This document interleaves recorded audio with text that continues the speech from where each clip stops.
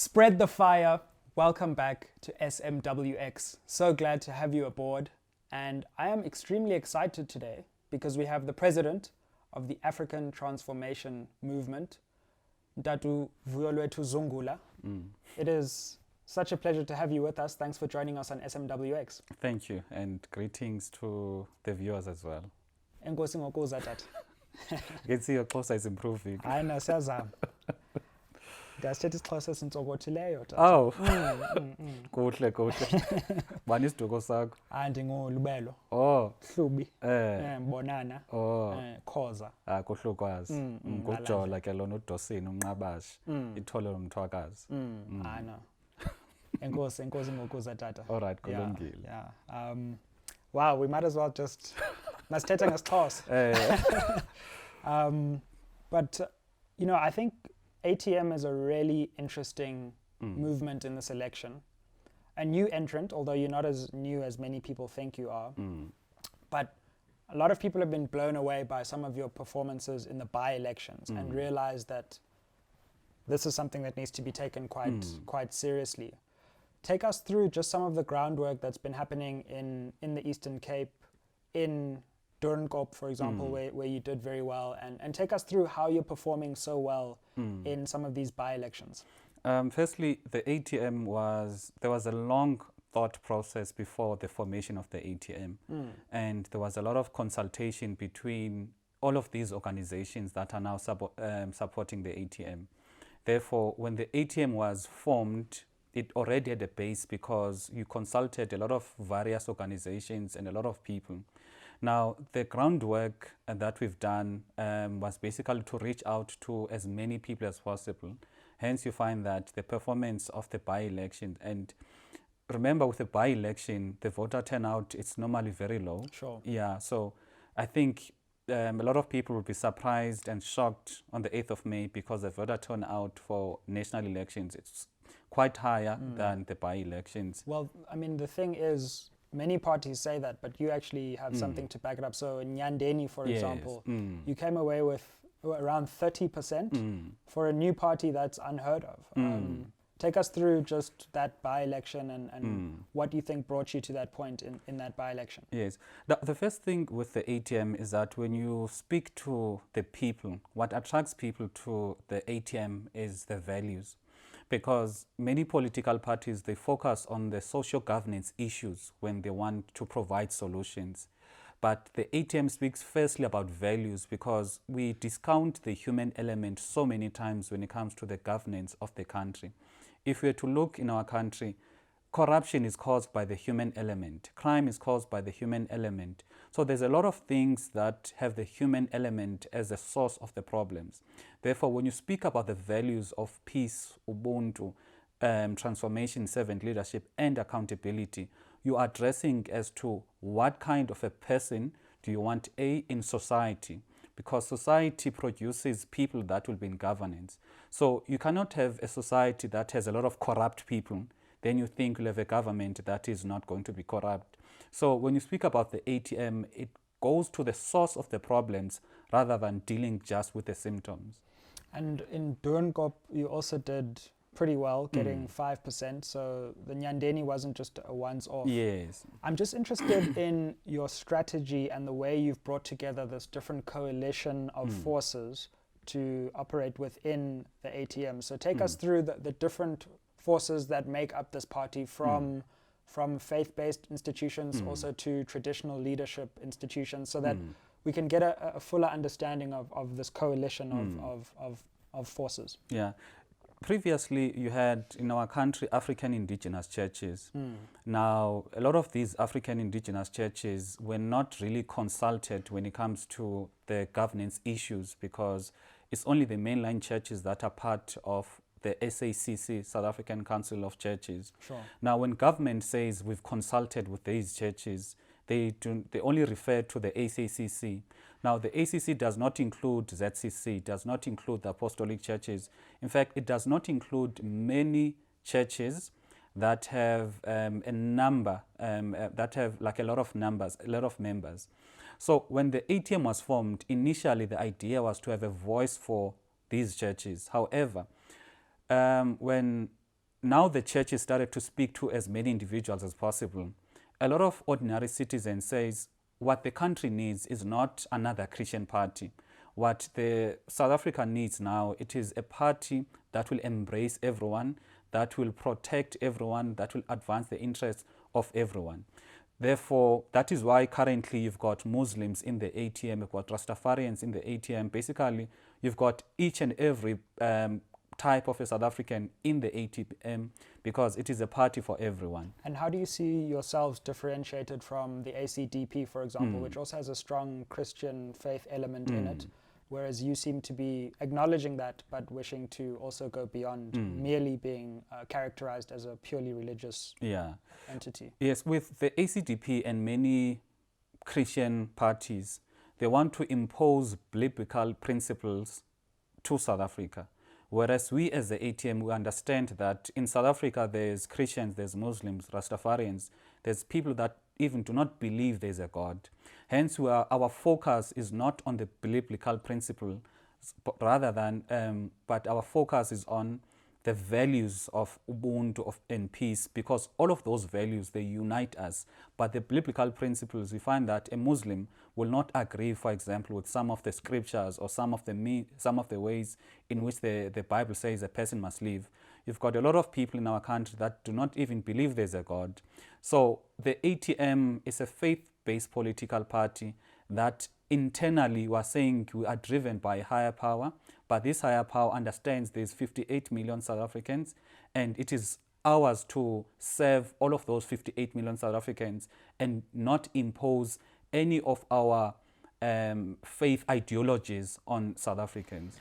Sure. So I want to try and get a bit more detail on what that looks like in terms of your policies and your practices as a new entrant. But let's clear up one, let's say, myth, because there's a view in this election that President Zuma is creating these parallel political structures from ACM to ATM to BLF, in some ways to consolidate political power outside the ANC and then use that against the Ramaphosa grouping which controls the ANC. What do you say about this mainstream media narrative that I think has been sort of put before you, that the ATM is someone else's, maybe even President Zuma's plaything? I think one of the key issues in our country is that you've got a media that wants to be part of politics. You do not have a media that is objective, a media that wants to tell people's stories as they are. And there's a saying that says, if you are repeatedly told a lie, you'll end up believing it as truth. And that is the case with the ATM, because a lot of people will say it's Datu Zuma's party. But if you're to check currently, where is Datu Zuma campaigning? He's campaigning for the ANC. Now they are using that narrative that all of these parties are Zuma parties, trying to shift the association between Datu Zuma and the ANC, because now people are not viewing the ANC as a political party of Datu Zuma. So when the ATM was formed, it was formed by the coming together of many religious organizations. And the fact that Datu Zuma used to attend the church services of these churches does not make him involved. Similarly, Datu Mbeki also used to attend these services from these churches. Datu Mandela as well. Now, the ATM has got no association with the former president, and what is out there in the media is pure mischievous lies, because the media has gone as far as saying myself, I'm a Zuma supporter, I'm a Zuma loyalist. Yes. And the media can never even produce one photo of me in an ANC t-shirt. They can't produce any membership form, because I was never a member of any political party, let alone the ANC. So our greatest threat to democracy, I could say, it is the media, because politics is all about perception. Now, if the media is creating certain perceptions about political parties, then it is creating those perceptions, and people now will not have their free will to decide on what is best for the country, rather than they'll be influenced by the media as to what to think, or what to think basically about the people. And I think I'm with you there to the extent that the mainstream narrative in this election has been very sensational. And when it's looked at other political parties outside the ANC, the DA, and the EFF, they've been very simplistic narratives. And so tell us a little bit more about you and your involvement in ATM and the fact that Tatu Mzwanele Manyi, who joined the party and who was at a press conference in January, actually joined a moving vehicle as opposed to started this party himself. And take us through just the way that your party's been framed and the reality as you see it as the ATM. Yes. Now, the party was, remember, a lot of consultation and engagement with these organizations took place as early as 2015 to say we need to take a stand in the country. We need to unite and influence the direction of the country rather than standing back and just saying we're going to pray. Because you need to supplement prayers with action. Now, in 2018, we had to go around to all of these organizations now to speak to all of the congregants. Now, in 2018 June, that is where the name was approved by IEC, and now the party was formally registered. We started launching on the last weekend of September, every weekend up until the 1st of December when you launch our manifesto. We try to invite the media in all of those launches, but zero coverage. Now, when Ubhuti Mzwanele joined in January, it was as if we're a new party, whereas we've been quite in existence for a long period of time. We've been having all of these events, and if you were to check our social media pages, you would see exactly the kind of work that we are doing and the kind of reception that we are getting from the people. Therefore, what the media has done, it has created that perception that this party is a creation of Ubhuti Mzwanele, and to a lot of people who might not perhaps like him as a person will have a negative attitude towards the ATM because it's as if it's his party. Hence, if you were to look at the media stories, for example, in Nyandeni, they're not reporting factually to say ATM gets 30% of the vote. They'll say Manyi's ATM gets 30% of the vote. In other words, they're trying to create that narrative that this is a party that belongs to an individual, whereas the ATM is a party that belongs to the people of South Africa, not any individual. Sure. So I want to move now onto some policy areas and some of the things that you've been saying in your manifesto. And I think maybe one key failure in this election, I think, across the board is the question of gender representation. And I see that, you know, some people may have a fear that because you're based in a faith-based ethos, you might fall victim to a patriarchal way of performing your duties as a party. On the other hand, I saw in your manifesto that the empowerment of women is actually quite a central piece of that manifesto. So can you take us through how your party is going to tackle the question of gender inequality in our country? Let me start with the relationship between now these organizations. To a lot of people, if you were to speak, for example, about a young 31-year-old leading a party, they would say not in any religious organization, it needs to be an old man and all of those things. But here I am as a young person leading this organization and getting the full respect from all of these church leaders as well as members, no matter how old they are. Now, on the question of women development, us as the ATM, we understand that the women are central. In fact, they are the backbone of our lives as South Africans because, firstly, they are more than the men in the country.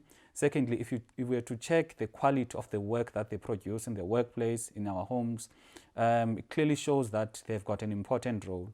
Therefore, as the ATM, we are prioritizing them by our solutions. There must be women involvement because we know once anything has got women involvement, it's most likely to succeed. And do you have any policies on gender representation within the party? Is that something that's important to you? We do not have what you call a set quota because on one side, immediately when you bring a quota, we do not want to fix a problem by creating another problem.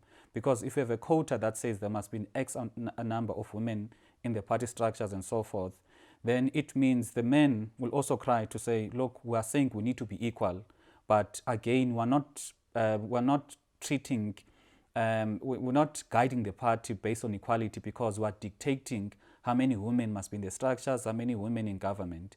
However, what we're saying is that as the ATM, there must be an equal platform so that each and every person, regardless of their age and their gender, can participate and influence not only the party, but also the government. Okay, and I know another key pillar of your manifesto is this question of economic ownership. Can you take us through your views on ownership and, in fact, how they're quite different from the way that other parties are speaking about questions of economics in South Africa right now? Yes. With economics, I only did economics at first year level, but I think the basis I learned there, for any economy to grow, you need the money to circulate in that particular area. Now, that speaks to the ownership of the economy. The economy in the country is structured into the formal sector as well as the informal sector. Now, the informal sector is worth billions of rands in the country, and the informal sector is basically the backbone to a lot of people, because we've got a lot of people in the country which do not have the necessary skills and expertise to compete in the formal sector. Now, with our huge poverty levels and unemployment levels, the informal sector needs to be for the exclusive use of South Africans, because that is the main way in which you can arrest poverty and deal with unemployment. Because if you were to look, for example, in the rural, inner city as well as township economies, those economies are not owned by South Africans. They are all owned by foreign nationals. And it comes naturally to them as the foreign nationals. Each and every time they make a profit, they'll always send it back home, because it comes naturally to any person. That is why money is not circulating in the country, because there's a lot of our economy is drained to these foreign countries through the informal sector. So that is why we as the ATM were saying, if our economy is not owned by South Africans, we'll cry about our economy not growing for years and years to come. And if we want to deal, for example, with the issue of xenophobia, if we're to look at what causes people to be xenophobic, they are actually crying because the government, because you have foreign nationals that are coming to the country, dominating South Africans in their own space, meaning in the township, rural and inner city economies. Hence, people always react.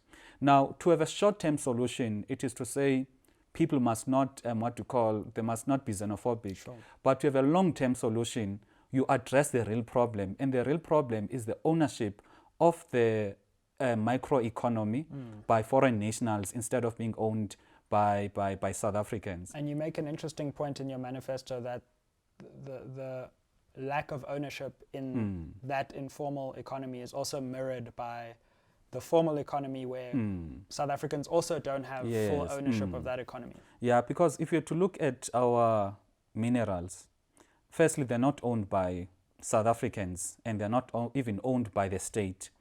Now, you find that even now we have all of these minerals. They're taken to all of these countries as raw materials. They're processed there. After being processed there, they come back as final products, and they're sold to us at ridiculous prices. Now, what we're saying as the ATM is that the ownership also of the raw materials needs to be here in South Africa. And we need to engage the world on our raw materials from a position of strength, because it can't be that we take all of these raw materials to Korea and Japan, they make all of those cars, and they come back to us and dictate how much all of those cars will cost, whereas we are the owners of the raw materials.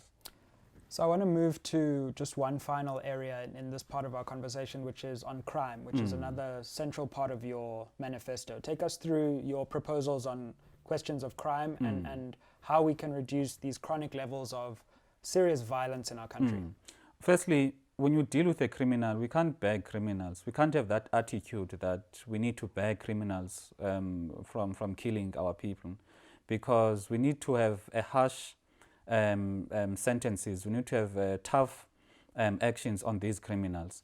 So the first thing that we're speaking about, basically, it is what the people want, because what the ATM also wants to do, it wants to re-engineer government so that it is the people that dictate what should be done in government. And if you were to check, for example, go on social media, whenever, let's say, there's criminals, there was a shootout between the police and the criminals, and one of the criminals dies, a lot of people say, good riddance, thank you, one less person to worry about.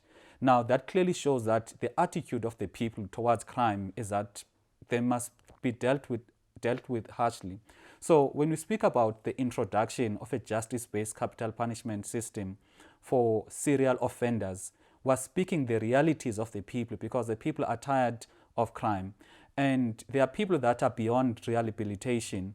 Hence, you find people, for example, 2 weeks ago in one of the prisons in the Free State, a person was there, he killed two, he raped one warder and raped and killed another one.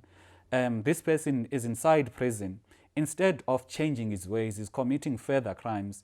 Now, it clearly shows that there are people that are a danger to society. And if you do not have a justice-based capital punishment system to deal with those people, we're not going to get anywhere. When you say justice-based capital punishment system, is that the inclusion of the death penalty, yes. basically? Yes. And so what do you say to the view that if the death penalty was a deterrent, that would be fine, but there doesn't seem to be great evidence that it does deter. In fact, what we really need, and I wonder if this is also something that you accept, is at the lower levels of our criminal justice system. Magistrates, the NPA, if they were to do their work and actually people were to, because to me the problem seems to be criminals don't believe that they're going to get caught or they're going to get punished. What do you say to the view that we need to fix that rather than just have a capital punishment system at the top? Yeah, let me first address the issue of being deterrent or not. Firstly, you have prisons in our country. A lot of people go in and out, but there's never a question whether is a prison deterrent to crime. Now, our focus or approach as the ATM is not about the being a deterrent, but it is about retribution. Because if you check, I think in the past year, I think close to 500 people were killed by mob justice. Now, that is people now advancing the retribution on their own instead of relying on government to provide retribution for them. Now, that is why you find, for example, now in Hillbrow, one person was burnt to death because he's stealing a cell phone, because people do not believe that government is providing proper and adequate punishment for certain crimes. So to avoid people becoming murderers through mob justice, we're saying as the ATM, introduce this mechanism and have the state being the one that will advance retribution on behalf of the people. Cool. Well, we'll continue our discussion in further bonus material on the WhatsApp channel. But it's been a real pleasure to have you, Dade, just for interesting context on your movement, on how much more complex it is than the way the media has presented it. And we really appreciate you representing the African Transformation Movement on SMWX. Thank you so much. And thank you for this platform. I think it's engaging and we get proper time and a platform to actually air our views as to who we are as an organization and why people should consider voting for us on the 8th of May. Sure, it's wonderful to have one of the youngest party leaders in the country. Good luck with the oldies when you get to Parliament. No, relax, they'll be sleeping there. Thanks, Dada. All right, thank you so much. Sabulele. And goes. SMWX. No young people are around the decision-making table. Let some new voices come to the fore. Follow us on WhatsApp and catch us live Tuesdays and Thursdays. Out with the old, in with the new. SMWX.